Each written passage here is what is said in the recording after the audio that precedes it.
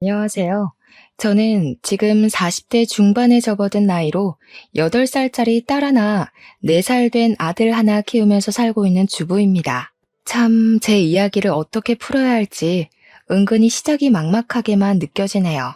박복하다고 느껴본 적 없었던 제 인생에 아주 큰 전환점을 돌아 지금은 모든 걸 털어버리고 살고 있습니다만, 지난 이야기를 하려니 문득 그 시절이 생각이 나서 또 열불이 터지네요.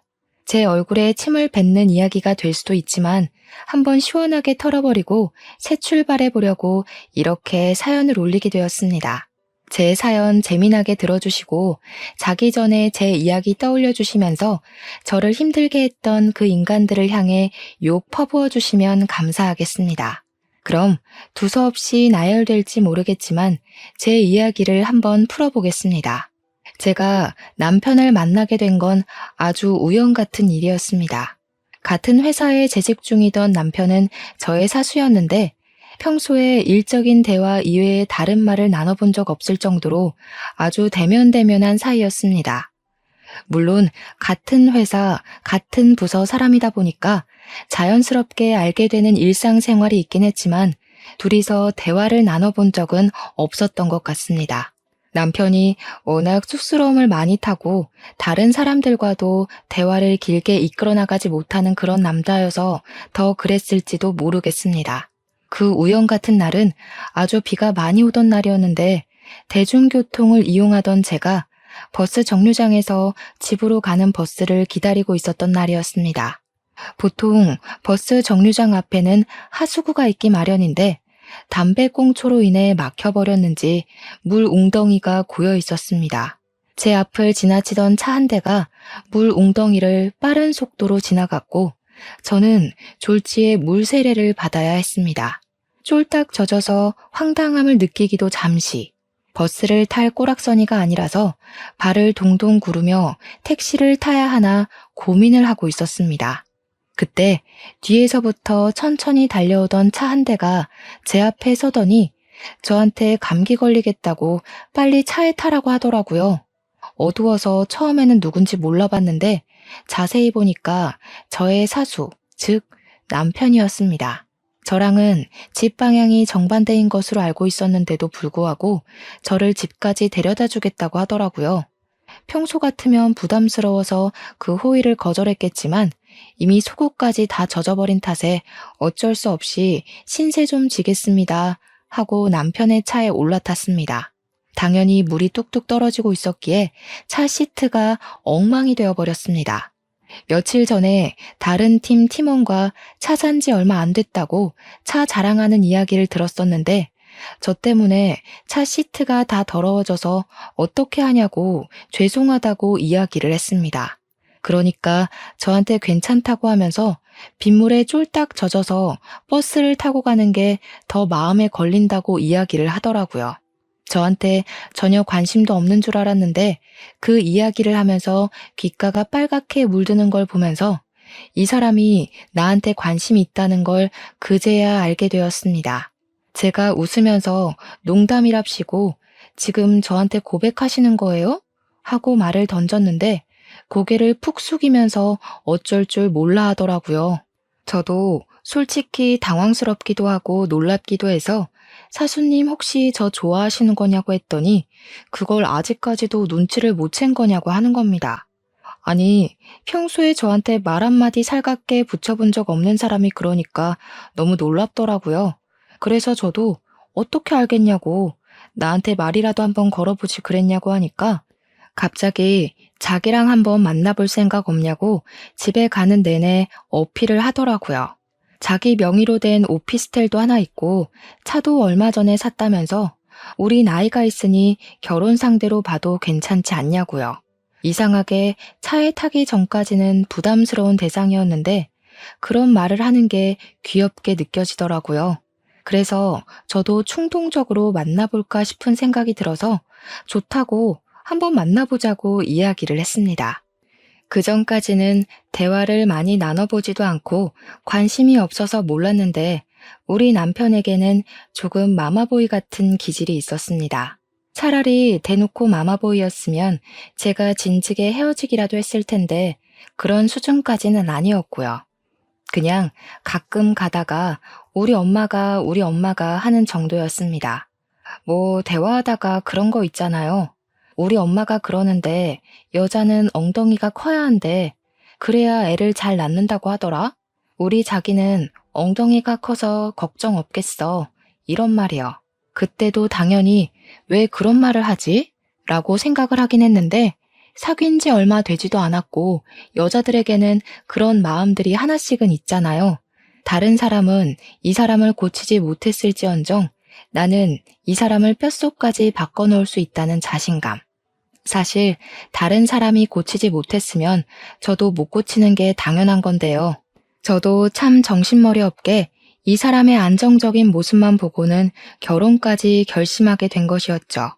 나이가 있고 사내 커플이다 보니까 헤어져야겠다는 생각은 아예 해보지도 않았고요. 눈 떠보니까 어느새 식장에 걸어 들어가고 있더라고요.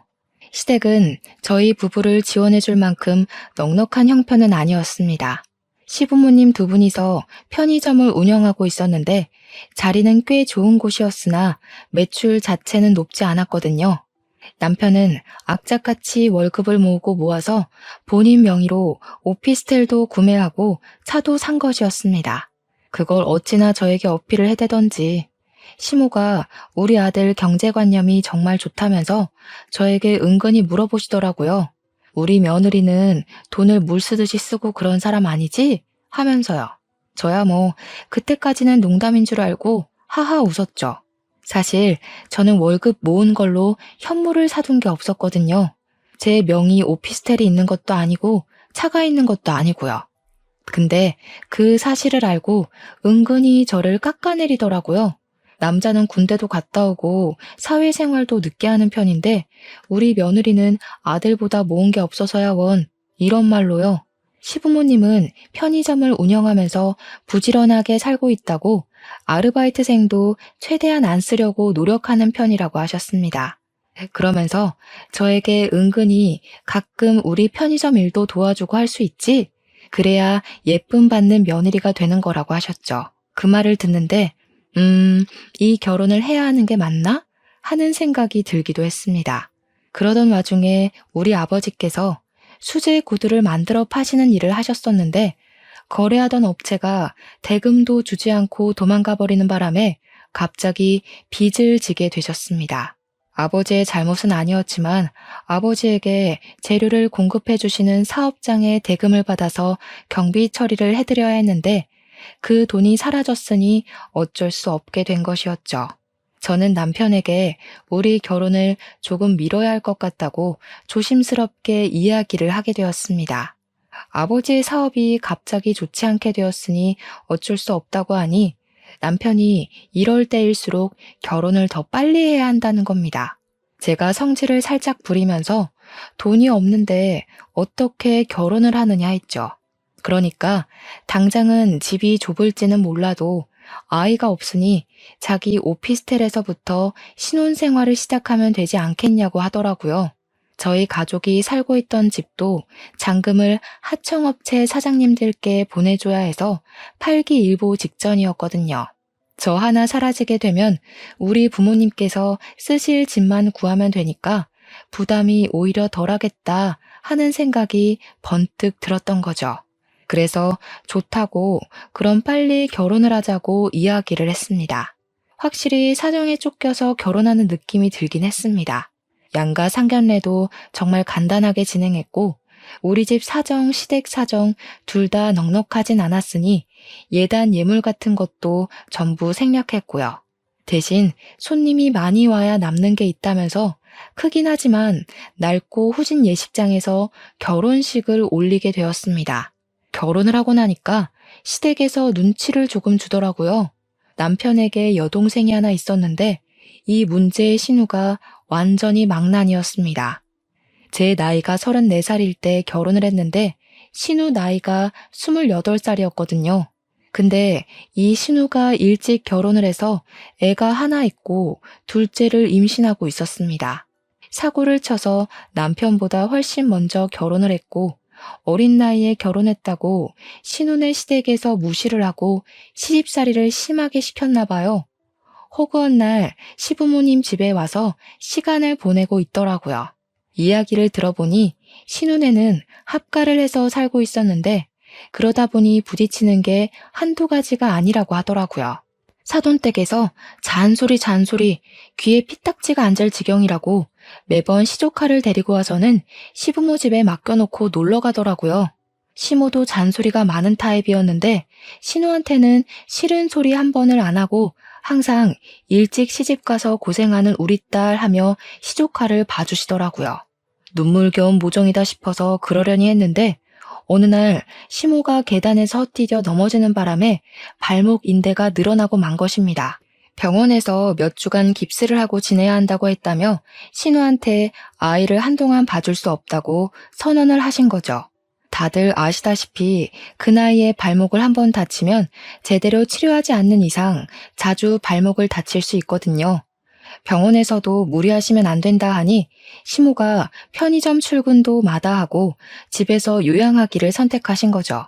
그랬더니 이 정신 나간 신우가 글쎄 주말마다 남편이랑 둘이 겨우 살고 있는 오피스텔에 찾아와서 애를 맡기고 나가는 겁니다. 언니 바빠요? 애 좀 봐줘요 하면서 말이죠. 저는 태어나서 아이를 한 번도 돌본 적 없는 사람인데 뭘 믿고 저한테 애를 맡기는 건지 이제 막 걸어다니는 애를 저한테 던져놓고는 지는 친구들 만나서 커피 마시고 바람 쐰다고 경기도 외곽에 나가서 사진 찍고 놀고 별 난리를 다 부리더라고요. 저한테 당당하게 기저귀 갈 줄은 알죠? 하고 나가는데 제가 알 턱이 있겠습니까? 인터넷으로 검색해서 기저귀 가는 법 동영상을 보고 따라했습니다.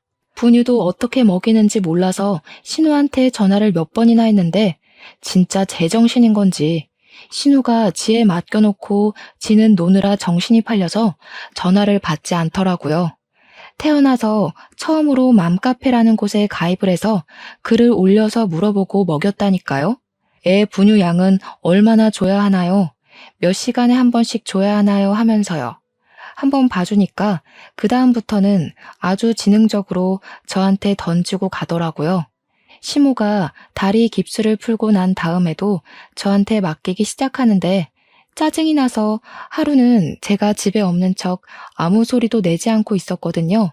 그러니까 저한테 전화를 막 하더라고요. 제가 방에 들어가서 방문 닫고 숨죽이고 신우 무슨 일이야? 하고 물어보니까 언니 집에 없어? 하면서 짜증을 확 내더라고요. 일이 있어서 밖에 나왔다고 하니까 아 진짜 이러면서 자기한테 말도 없이 어딜 가냐는 거예요. 우리 애는 누가 봐요? 아, 나 약속 있는데. 어떻게 할 거야? 언제 와요? 지금 빨리 집으로 좀 오라고요. 이러면서요. 제가 열이 받아가지고 정색을 하고 신우한테 딱 잘라 말했죠. 내가 신우 베이비시터예요? 나한테 돈이나 주고 애 맡기는 거야 지금? 요즘 애 보는 사람 쓰는 게 얼마나 비싼데 나를 공짜로 부려먹으려고 술을 써? 그리고 나 집에서 노는 사람 아니야. 친훈의 오빠처럼 바깥일하는 사람이야. 같은 회사 다니고 있는 거 몰라서 그래요? 오늘 집에 안 들어갈 거니까 그런 줄 알고 애는 신우가 봐요. 그 뒤로는 제 눈치가 보이는 건지 뭔지 전화를 하고 방문을 하더라고요. 오늘 애 좀 봐줄 수 있어요? 하면서 말이죠. 물론 그 뒤로 제가 애를 봐줬다면 정말 호구였겠지만 저도 지능이 있는 사람인데 애를 봐줬겠어요? 매번 거절했죠. 저한테 서운하다. 둘째 출산하면 밖에 나가지도 못할 텐데 이럴 때 놀아야지 언제 놀겠냐. 징징거렸지만 제 동생도 아니고 제 딸도 아닌데 제가 희생할 필요는 없잖아요. 신우한테 저도 주말에 일이 있어서 바쁘다. 나도 쉬고 싶다. 나 애 볼 줄 모른다. 애 다치면 누가 책임지냐 하면서 피했죠. 자기도 숨통 좀 튀어야 하지 않겠냐. 하루만 봐달라 울고불고 하길래 남편한테 네가 가운데서 중재 좀 하라고 했더니 남편이 그제야 나서더라고요. 신우한테 우리가 시조카 부모냐고 하루 봐주는데 30만 원씩 주면 생각해보겠다고 하니까 그 뒤로는 연락 없더라고요. 웃긴 게 올케인 나한테는 졸라도 친오빠한테는 찍소리도 못하대요. 나가 놀고 싶다던 신우는 시간이 흘러 둘째를 낳았고 한동안은 몸조리하랴 신생아 보랴 바빠서 조용했습니다. 결혼한 지 1년쯤 지났을 때였는데 저희는 여전히 오피스텔에서 살고 있었습니다. 우리 아버지는 제가 결혼 자금으로 모아두었던 돈으로 급한 불을 끈 상태로 성실하고 꾸준하게 일을 계속하셨습니다. 노력을 하신 결과 다시 모든 거래를 회복하고 이전과 같이 돌아가실 수 있게 되었습니다. 오히려 위급한 상황에 자신의 이익보다 거래처에 대한 신뢰를 지킨 덕분인지 거래가 늘어난 상태였습니다. 결혼 자금을 사업 자금으로 빌려 썼다는 부분이 계속 걸리셨는지 아버지께서 저한테 슬슬 아이도 가져야 하고 이사도 가야 하지 않겠냐고 물어보시더라고요. 그냥 지금 생활에 적응돼서 그런지 괜찮긴 한데 아이를 가지려면 이사를 가야 할 것 같다고 솔직하게 말을 했죠. 그러니 아버지께서 이번에 아주 큰 건이 들어왔는데 이것만 잘 해결되면 집 구할 돈 충분히 보태줄 수 있을 것 같다고 하셨습니다. 저도 아버지의 사업이 다시 안정을 찾은 지 얼마 되지 않아서 생각은 한번 해볼게요 하고 대답을 하긴 했는데 글쎄 제가 덜컥 임신이 되고 만 것입니다. 양가에서는 축하한다고 잔치라도 벌일 기세로 난리였지만 솔직한 말로 저는 겁부터 나긴 했습니다. 오피스텔이 분리형 원룸이긴 했지만 방음이 잘 안 돼서 애 키울 만한 환경은 아니었거든요. 그래서 남편과 저는 상의 끝에 조금 무리를 하더라도 대출을 받아서 이사를 가기로 결정을 했습니다. 그때 구세주처럼 저희 아버지께서 정말로 크게 도와주셨습니다. 덕분에 전세 대출을 무리하지 않고 받을 수 있었고 우리는 드디어 방이 2개 있는 소형 아파트에 전세를 얻을 수 있었습니다. 저는 만삭때까지 열심히 일을 했고요. 임신 8개월 차가 되면서 배가 많이 내려와 급하게 육아휴직을 내게 되었습니다. 제가 육아휴직을 내자마자 신우가 저한테 연락이 와서는 이제 쉬지 않냐고 자기랑 같이 놀러 가자고 하더라고요. 애 둘을 데리고 집에만 있으려고 하니까 답답해 죽겠다면서 저도 곧 출산을 하고 나면 한동안 바깥 구경 못할 텐데 같이 공원이라도 놀러 가자고 하더라고요. 돗자리 펴놓고 책도 보고 낮잠도 좀 자고 놀다가 오자고 저를 막 조르는데 저도 좀 혹하긴 했어요. 신우한테는 말이 통하지 않는 애가 둘이나 있다는 사실을 까먹고 덥석 그 자리에 나가게 된 것이죠. 신우의 첫째 아이는 4살이었고 그때 마침 배변 훈련을 하는 중이라면서 기저귀를 차지 않고 나왔더라고요. 어린이집에 다니고 있었는데 거기서는 화장실을 잘 가린다나 어쩌나 저야 뭐 애를 낳아본 적이 없으니까 그런가 보다 하면서 있었죠. 근데 둘째 애는 돌이 아직 안 된 아기였거든요. 둘째가 배가 고프다고 울고불고 해서 공원에 힘겹게 도착하자마자 돗자리를 펴고 분유부터 먹이고 있었습니다. 정신이 하나도 없어서 당기는 배를 부여잡고 돗자리에 딱 앉는 순간 첫째 애가 쉬 이러더라고요. 제가 신우한테 첫째 조카가 쉬가 마렵다는데? 하니까 저보고 지금 둘째 분유 먹이고 있지 않냐고 언니가 애 데리고 화장실 좀 다녀오라고 하더라고요. 애가 쉬가 마렵다는데 네가 해 하면서 미룰 수가 없으니까 일단 화장실을 찾아 나섰죠. 근데 이 허허벌판 같은 공원에 공중 화장실이 한 개도 보이지 않더라고요. 놀래서 공원 근처에 있는 카페에 들어가서 화장실 좀 쓸게요 하니까 직원이 한숨 푹 쉬면서 음료를 주문해야 화장실을 쓸 수 있다고 하더라고요. 아기가 많이 급하다고 그래서 먼저 갔다 와서 계산을 하겠다고 하니까 직원이 저한테 얄짤없이 주문하고 가시라고요 하는 겁니다. 제가 아이스 아메리카노 하나 주세요 하고 카드를 주려고 하는데 글쎄 첫째 조카가 바지에 그냥 쉬를 싸버린 겁니다. 카페 바닥에 오줌이 졸졸졸 떨어지는데 아르바이트생도 으악, 저도 으악, 다 같이 얼음이 되어버렸죠. 조카애는 어쩔 줄 몰라서 눈물이 터지기 일보 직전인데 아르바이트생이 인상을 팍 쓰면서 아줌마가 치우세요 하더라고요. 순간 화장실을 좀 빨리 쓰게 해줬으면 어디가 덧나나 분명 내가 계산을 한다고도 했고 애가 쉬마렵다고 한 건데 진짜 인류의 상실이다 하는 마음이 들었죠. 아르바이트생에게 한 소리 해야겠다는 생각이 들어서 치우는 건 내가 할 거라고, 근데 그쪽도 참 못됐다고, 계산하겠다고, 화장실만 먼저 쓰겠다고 하지 않았냐고 했죠. 그러니까 저한테 걸레로 추정되는 너저분한 것을 휙 던지면서 애가 바로 쌀 줄 몰랐죠 하는데 열이 받더라고요. 애 앞이고 뱃속에 애도 있는데 화내고 싶지 않아서 이해하려고 애를 썼어요. 카페 방침이 그런 거니까 한낱 아르바이트생은 시키는 대로 한 걸 거라고 말이죠. 기분 좋게 놀러와서 이게 웬 봉변이냐 하며 불뚝 솟은 배 때문에 쪼그리기도 힘든데 바닥 걸레질을 하고 있었습니다. 근데 조카가 계속 옆에서 우는 거예요. 바지에 쉬를 해서 축축하다고 안아달라고 하면서 말이죠. 4살이지만 부끄러웠던 건지 제품에 자꾸 달려드는데 바지에 축축하게 묻은 쉬가 제 옷에 다 묻어버리더라고요. 안 되겠다 싶어서 아르바이트생한테 계산도 했으니까 화장실을 좀 가겠다고 했죠. 오줌 다 쌌는데 화장실에 가서 뭐 하시게요? 설마 세면대에서 빨래라도 하시게요? 안 돼요. 아니, 커피 사면 화장실 이용할 수 있다면서요. 저 커피 샀잖아요. 화장실 가는데 왜 안 돼요? 오줌 다 쌌는데 왜 가냐고요? 진짜 참을 수 없는 깊은 화남이 올라와서 아르바이트생한테 가서 들고 있던 아이스 아메리카노를 그냥 던져버렸어요. 더러워서 내가 여기 화장실 안 쓴다고, 그리고 너네 내가 본사에 다 컴플레인 걸 거라고 소리를 고래고래 질렀습니다. 커피를 뒤집어 쓴 알바가 놀랬는지 울던데 그건 제 알바가 아니죠 뭐. 그리고 조카를 안아들고 다시 돗자리로 왔는데 제 옷에도 쉬가 다 묻어서 짜증이 확 나고 배가 나와서 걷는 것도 힘든데 애까지 안고 걸으려니 죽겠더라고요.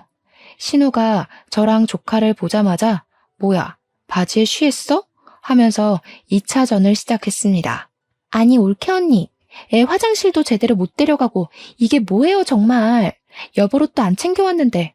아 이걸 어떡해? 짜증나. 기껏 여기 와서 애 분유 먹이고 바로 집에 가야 하는 거야? 그러더니 울고 있는 조카한테 막 성질을 내면서 다그치더라고요. 바지에 쉬한 게 누군데 울고 있냐? 짜증나니까 그만 울어라. 4살이나 먹어놓고 왜 쉬는 바지에 싸고 있냐 하면서요. 지는 돗자리에 앉아서 아기 분유나 먹이고 있었던 게 무슨 할 말이 그리 많아서 짜증을 내나 싶더라고요. 아니, 애가 참을 만큼 참았다가 못 참아서 쉬를 했겠지. 그거 하나 못 가렸다고 이렇게까지 애한테 화를 내? 언니가 빨리빨리 움직였으면 바지에 쉬를 할 일도 없었겠죠.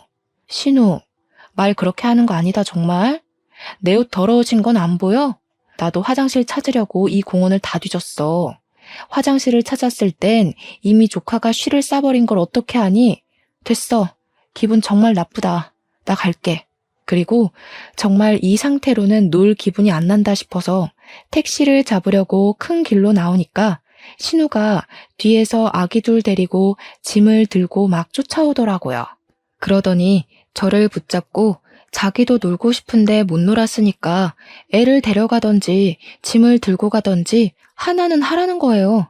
기가 막혀서 내가 왜 그래야 하냐고 하니까 그럼 자기가 애 둘 데리고 이 짐을 다 들고 어떻게 움직이냐고 하더라고요. 올 때는 잘 오지 않았냐 하니까 택시 불러서 왔다고 하길래 갈 때도 택시 불러서 가 하고 쏠랑 저만 택시 타고 돌아왔습니다. 정말 적반하장도 유분수지라는 말은 여기다가 쓰라고 만든 말 아닌가요? 저는 출산 전까지 시댁 일이라면 무조건 피해가면서 지내다가 결국 무사히 출산을 마쳤습니다. 예쁜 공주님이에요 하면서 제 품에 안겨주는데 진짜 10달을 품은 내 자식이 드디어 내 품에 왔구나 하는 생각에 눈물이 나더라고요. 하지만 항상 우리 시댁은 그런 감동을 파사삭 깨버리죠. 대를 이을 남자를 낳았어야 하는데 하더라고요. 시모가 제 손을 꼭 잡더니 수고했다고도 아니고 둘째는 꼭 아들 낳자 하는 겁니다. 우리 며느리가 기도빨이 부족한가 봐 하시면서요.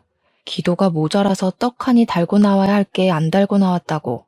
그게 방금 출산한 사람 앞에서 할 말인가요? 뒤에서 듣고 있던 저희 부모님도 기가 막히신지 헛기침을 하시더라고요.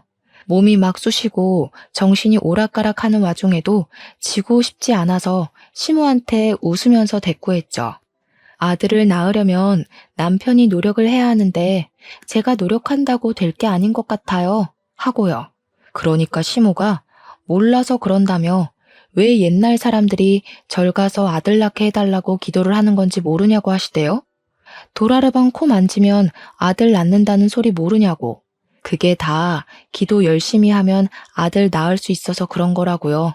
시모한테 어머님 종교 없지 않았냐고 웬 기도 타령이냐고 하니까 아들 낳으려면 예수고 부처고 알라고 다 믿어야 한다고 하더라고요.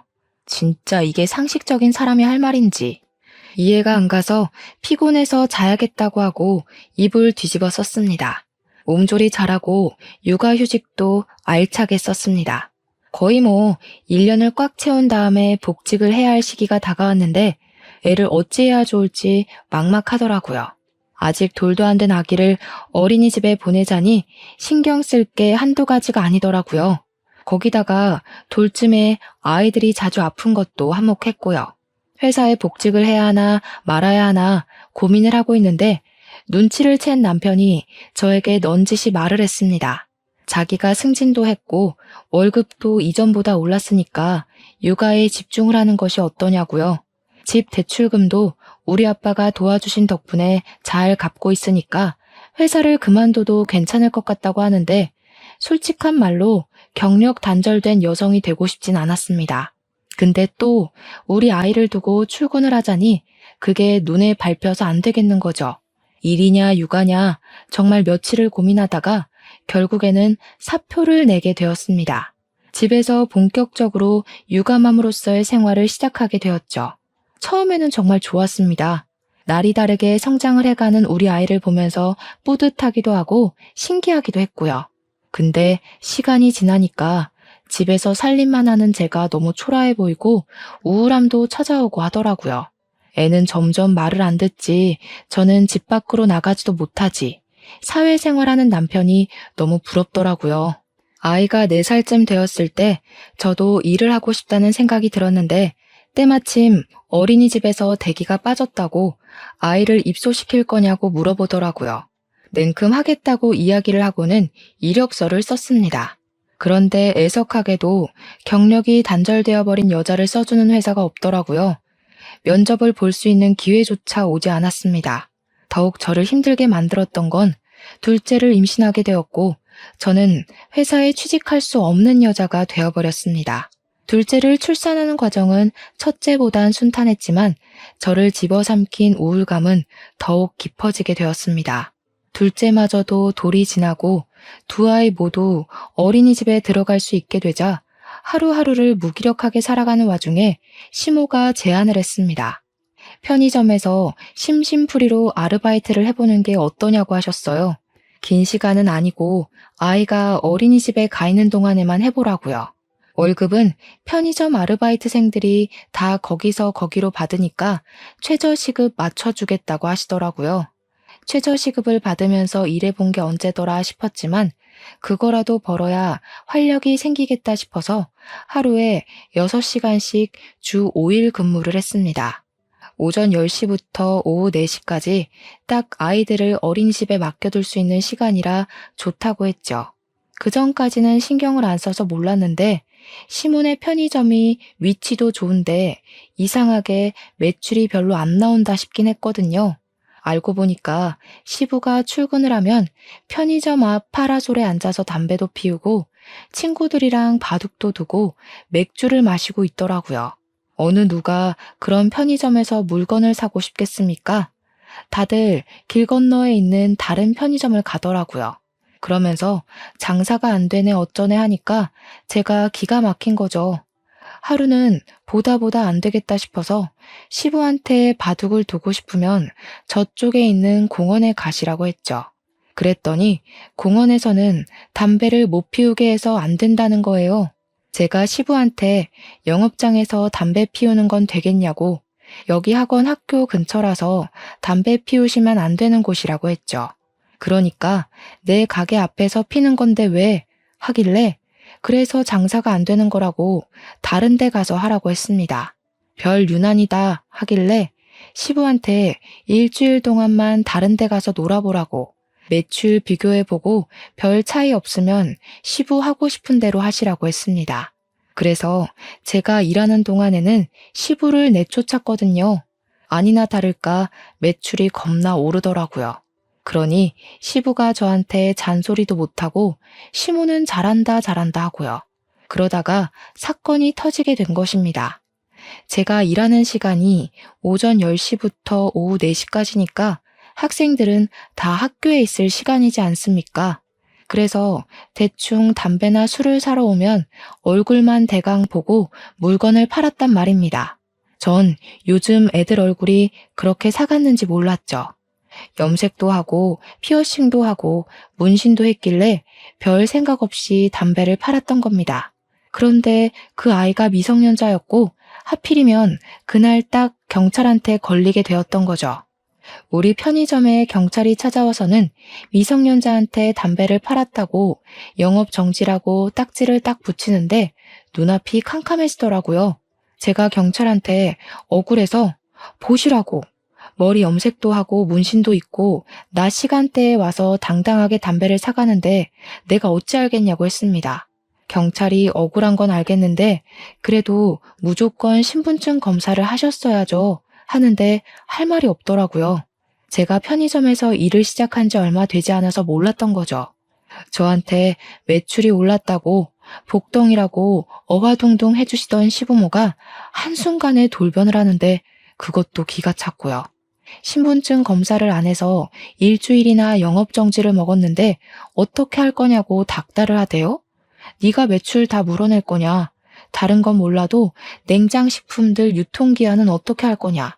네가 폐기물 다 떠안고 가라. 네 월급에서 까겠다 하면서요. 진짜 너무너무 억울해서 잠을 설칠 지경이었습니다. 제 월급 고스란히 시부모가 꿀꺽하는데 더럽고 치사해서 일을 그만두고 싶다는 생각을 하게 되더라고요. 그래서 저 일 안 하겠다고 하니까 무책임하다고 하면서 갑자기 그만두면 알바는 어디서 구하냐고 저한테 생각이 없대요. 신우 시키라고 했더니 시부는 애 봐야 해서 바쁘다고 변명을 하대요. 신우 애가 우리 애보다 더 큰데 걔네도 다 학교 다니고 어린이집 다니는데 뭐가 문제냐고 했죠. 그러니까 신우는 애가 워낙 병약해서 이런 일 하면 안 된다고 하는데 기가 차서 웃었습니다. 저는 뭐 이런 일에도 괜찮은 사람이라는 건지. 아무튼 저는 편의점 일을 그만두고 다시 한번 이력서를 뿌리면서 취업 준비를 했습니다.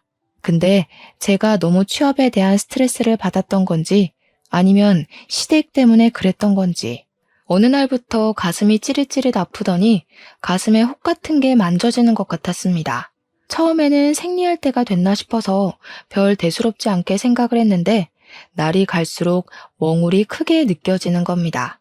시간을 내서 초음파를 보러 갔는데 글쎄 제 가슴에 혹이 떡하니 있다고 모양이 조금 이상하다며 조직 검사를 해보는 게 좋겠다고 하더라고요. 병원에서 그런 소리를 들으니까 갑자기 하늘이 무너지는 듯한 기분이 들고 저도 모르게 인터넷에 검색을 하게 되더라고요. 유방암, 유방의 혹, 조직 검사 이런 것들이요. 대부분이 암에 관한 이야기였고 생각보다 젊은 환자들이 많고 완치율도 꽤 높다는 것을 알게 되었지만 그만큼 부작용에 시달리는 사람들도 많더라고요. 항암 치료를 시작하면 머리털이 빠지고 살이 빠지고 근육이 다 빠진다고 하면서 그런 후기들을 보는데 참 겁이 났습니다. 생각하지 말아야지 하면서도 한번 저를 늪에 빠뜨리니까 계속해서 불안함이 증폭되더라고요. 집에 돌아와서 한참을 혼자 멍하니 인터넷에 암 후기들을 검색해 보다가 시간을 보니 남편이 퇴근을 할 시간이 다 되었더라고요. 집에 돌아온 남편에게 가슴에 혹 같은 게 있는데 조직 검사를 해봐야 정확하게 할 수 있대 하면서 덤덤한 척 이야기를 했습니다. 남편이 눈을 크게 뜨면서 저한테 암이래? 유방암이야? 하더라고요.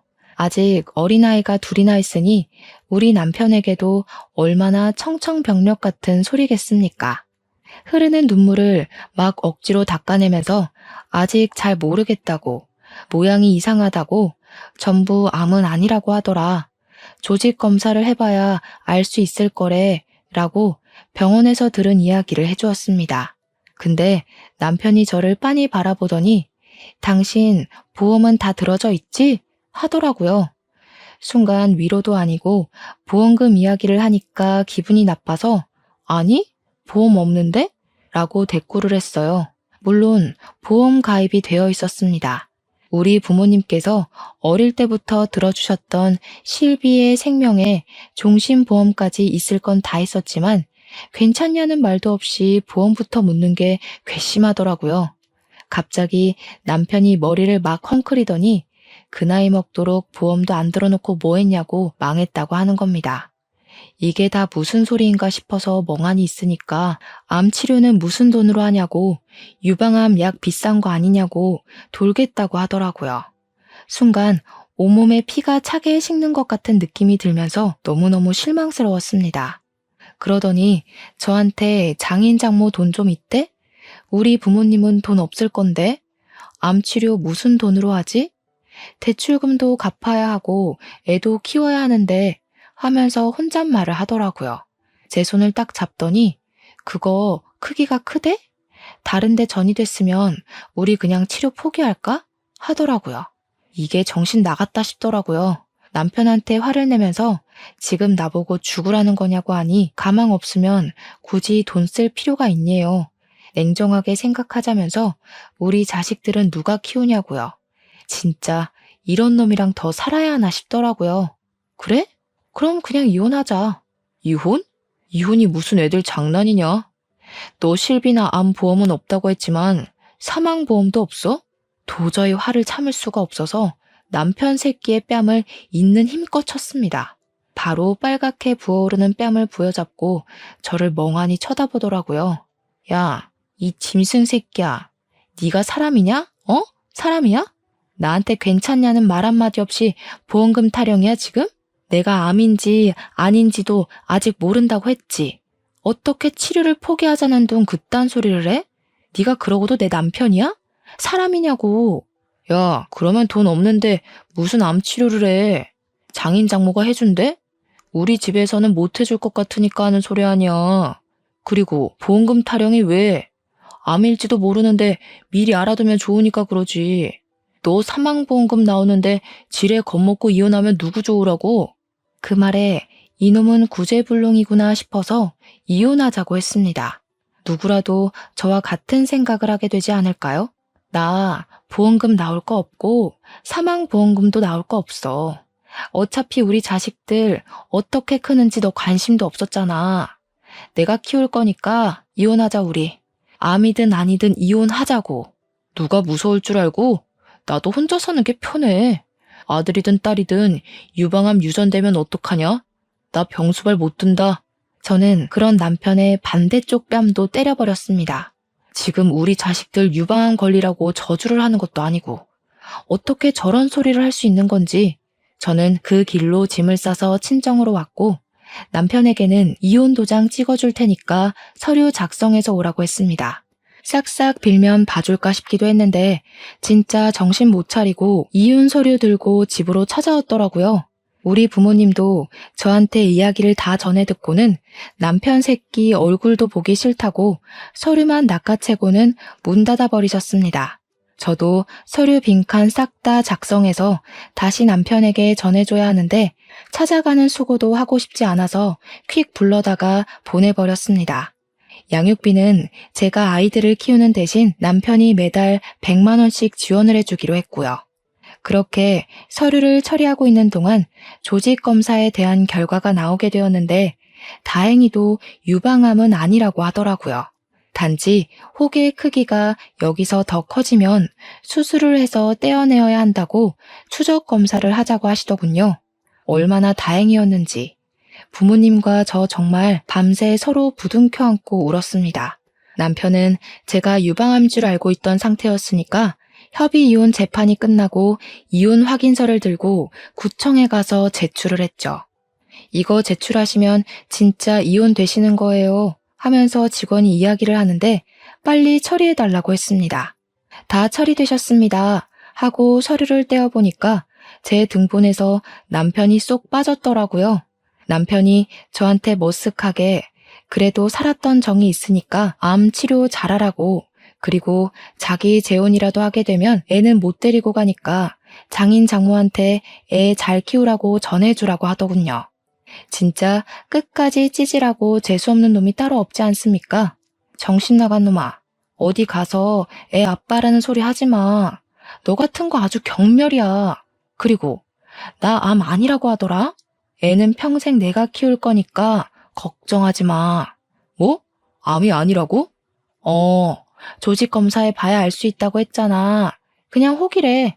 나중에 제거 수술하면 된대. 너 같은 거 본성도 모르고 평생 남편이랍시고 데리고 살 뻔했네? 이혼해줘서 고맙고 양육비 제때제때 잘 보내라. 나 수술할 때 보태라고 집도 오롯이 나한테 넘겨준 거 아주 고마워. 그랬더니 전 남편이 노발대발 사기 이혼이라고 난리를 치더라고요. 사기는 도대체 어디가 사기인지? 협의 이혼했는데요. 저한테 양육비 절대로 못 준다고 강짜를 부리길래 차근차근 자료를 모으는 중입니다. 양육비 합의서를 토대로 매달 입금되지 않은 이력을 들고 가면 양육비 청구 소송을 할 수 있더라고요. 한 달치 차곡차곡 모아서 전부 다 소송을 걸 겁니다. 전 시댁도 전 남편도 저에게 속이고 이혼한 거라면서 사기 이혼이라고 난리를 치던데 자기들이 저한테 한 행동과 말이 있는데 무슨 사기 이혼이란 말인죠. 자기 꾀에 자기가 넘어간 거 아니겠습니까? 저는 앞으로 우리 자식들 잘 키우면서 잘 먹고 잘 살 겁니다. 다행히 경력 단절 여성들을 우선 채용하는 기업을 알게 되어 이력서를 넣었고 저는 당당하게 합격하여 다음 주부터 출근을 하게 되었습니다. 엄마로서의 삶도 여성으로서의 삶도 포기하지 않고 멋지게 해내보도록 하겠습니다. 저희 앞으로의 인생을 끝까지 응원해주세요. 그리고 저와 같은 고민을 하고 있는 여성분들에게도 용기를 주고 싶습니다. 경력 단절이라는 게 나를 보잘것없는 사람처럼 만든다고 느껴질 수 있지만 우리에게는 지혜가 있으니 헤쳐나갈 수 있을 것이라고요. 저처럼 중간에 포기하고 싶은 순간이 찾아와도 절대 포기하지 말고 이겨내실 수 있다고 생각하고 덤비고 또 덤비셨으면 좋겠습니다. 7.8기라는 말도 있지 않습니까? 힘을 내서 위기를 기회로 이겨내셨으면 좋겠습니다. 세상의 모든 엄마들, 모든 여성들의 미래를 응원하며 저도 여기서 글을 마치도록 하겠습니다. 감사합니다.